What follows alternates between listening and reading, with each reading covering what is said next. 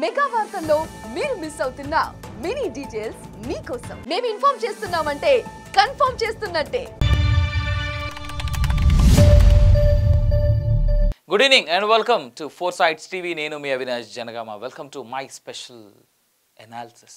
అయితే ఇక్కడ my special అని ఎందుకు అన్నాను అనంటే, ఫోర్సైట్స్ టీవీ ఏది చెప్పదలుచుకున్నా, ఏది చెప్తున్నా దానికంటూ ఒక అథెంటిసిటీ ఉంటుంది. దాని వెనకాల చాలా పెద్ద రీసెర్చ్ ఉంటుంది. దాని వెనకాల ఉండేటువంటి ప్రజల అండర్స్టాండింగ్ కూడా ఉంటుంది.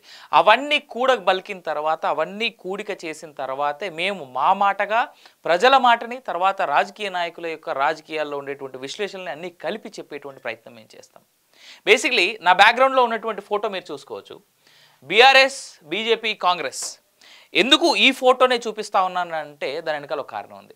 బేసిక్లీ ఇక్కడ ఒక మాట ఉంది. నేను అసెంబ్లీ ఎన్నికలప్పుడు, తర్వాత పార్లమెంట్ ఎన్నికలప్పుడు దేశవ్యాప్తంగా జరిగినటువంటి వాటిలో స్పెషల్గా తెలంగాణ రాష్ట్రానికి వస్తే 3 పార్టీలు కలిసి ఒక పార్టీని టార్గెట్ చేశాయా, లేదా 2 రాజకీయ నేషనల్ పార్టీలు కలిపి ఒక లోకల్ పార్టీని టార్గెట్ చేశాయా, లేదా 2 రాజకీయ అంటే 2 జాతీయ పార్టీల మధ్య ఒక రాష్ట్ర పార్టీ ఆగమైపోతుందా?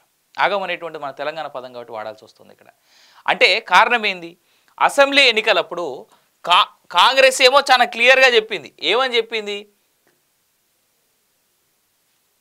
అసెంబ్లీ ఎన్నికలప్పుడు కాంగ్రెస్ పార్టీ చాలా క్లియర్గా చెప్పింది. ఏమని చెప్పింది కాంగ్రెస్ పార్టీ అనంటే, బీఆర్ఎస్ బీజేపీతో కుమ్మక్కయింది అనేటువంటి మాట చెప్పింది. ఎవరు చెప్పారు ఈ మాట? కాంగ్రెస్ వాళ్ళు చెప్పారు. ఏ ఎలక్షన్స్లా? Congress assembly elections. ఇది టీజీగా పేరు మారింది కాబట్టి మన టీఎస్ నుంచి టీజీ కిందనే మార్చుకొని ఈ టీజీ అసెంబ్లీ ఎన్నికలలో కాంగ్రెస్ పార్టీ పెద్ద ఎత్తున ప్రాపగండా చేసింది. బీజేపీ, బీఆర్ఎస్ 2 ఒకటని.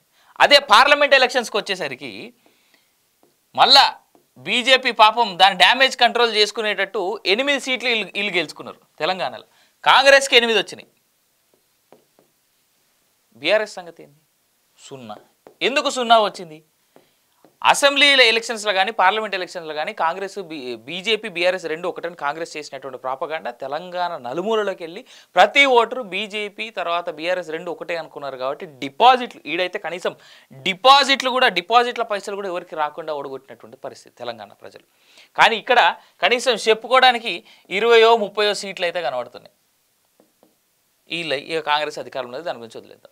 అయితే ఈ పరిస్థితిని ఇప్పుడున్నటువంటి పరిస్థితులు మనం అబ్జర్వ్ చేసుకుంటే, ప్రస్తుత అసెంబ్లీ నిన్నటి వరకు జరిగినటువంటి అసెంబ్లీని చూసుకున్నా, నిన్నటి వరకు జరుగుతున్నటువంటి వైరాలన్నీ చూసుకుంటున్నప్పటికీ కూడా కొత్తగా బీఆర్ఎస్ పార్టీ ప్రజల ముందుకు పెడుతున్నటువంటి అంశం ఏంటంటే, బీజేపీ, కాంగ్రెస్ 2 ఒకటే అనేటువంటిది. తెలంగాణలో స్పెషల్గా నేషనల్ వైడ్గా వాళ్ళు గొడవ పెట్టుకుంటా ఉన్నారు, అది వేరే విషయం. దాని గురించి మనం మళ్ళీ తర్వాత మాట్లాడుకుందాం. కానీ తెలంగాణ ఆర్థిక పరిస్థితి, తెలంగాణ రాజకీయ పరిస్థితులు చూసుకుంటే బీజేపీ ప్లస్ కాంగ్రెస్ 2 కుమ్మక్కైనాయి. బీజేపీ, కాంగ్రెస్ 2 కుమ్మక్కయి పనిచేస్తూ ఉన్నాయి అనేటువంటిది స్పెషల్గా ఇప్పుడు బీఆర్ఎస్ వాళ్ళు లేవట్టినటువంటి మాట. ఎందుకు?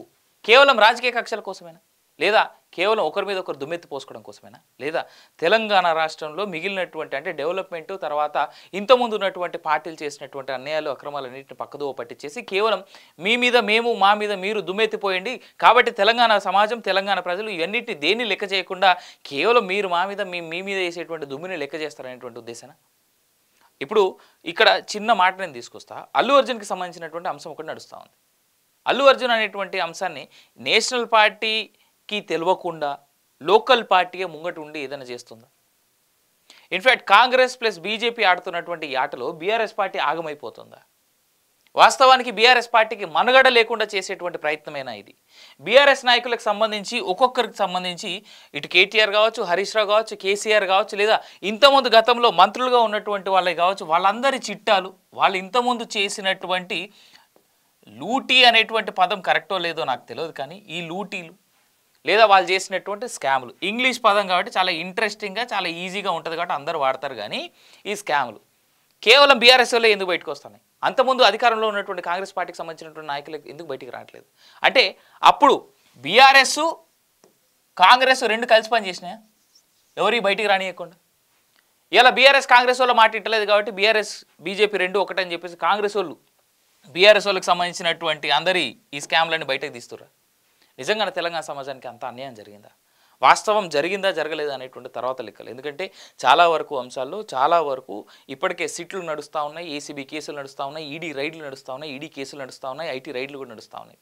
పెద్ద నాయకులు మాజీ ముఖ్యమంత్రి యొక్క బిడ్డనే అరెస్ట్ అయ్యి 100-200 రోజుల దాకా జైల్లో ఉండొచ్చింది.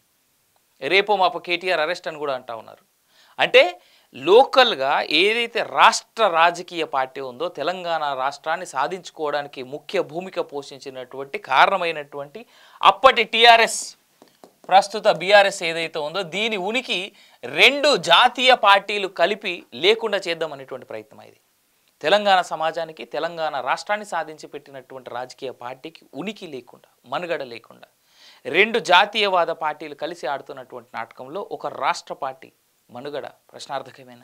బీఆర్ఎస్ అనేటువంటి పార్టీ స్పెషల్గా హరీష్ రావు కావచ్చు, కేటీఆర్ కావచ్చు, లేదా కవిత కావచ్చు, రీసెంట్గా ఈ మధ్య శాసన సభల్లో కూడా ఆమె కాస్త యాక్టివ్గా కనిపిస్తూ ఉంది. ఎందుకంటే శాసన మండలి షీజ్ అన్ ఎమ్మెల్సీ కదా, శాసన మండలిలో కూడా ఆవిడ మాట్లాడడం చూసాం మనం.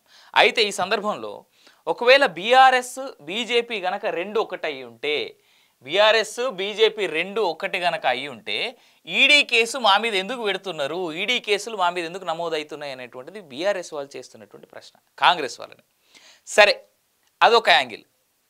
బీఆర్ఎస్ కాంగ్రెస్ ఎప్పటికీ ఒకటి కాదు కాబట్టి మా మీద ఈడీ కేసులు పెడుతున్నారు అని చెప్పేసి వీళ్ళు అంటారు కదా.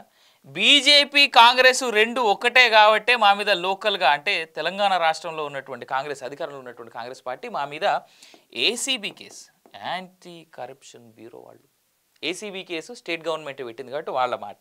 బీఆర్ఎస్ వాళ్ళు బీజేపీతో కలిసి లేం కాబట్టి మాకు మీద ఈడీ కేసులు పెడుతున్నారు, ఎట్లయినా మమ్మల్ని లోబర్చుకోవాలనేటువంటిది బీఆర్ఎస్ వాళ్ళ మాట.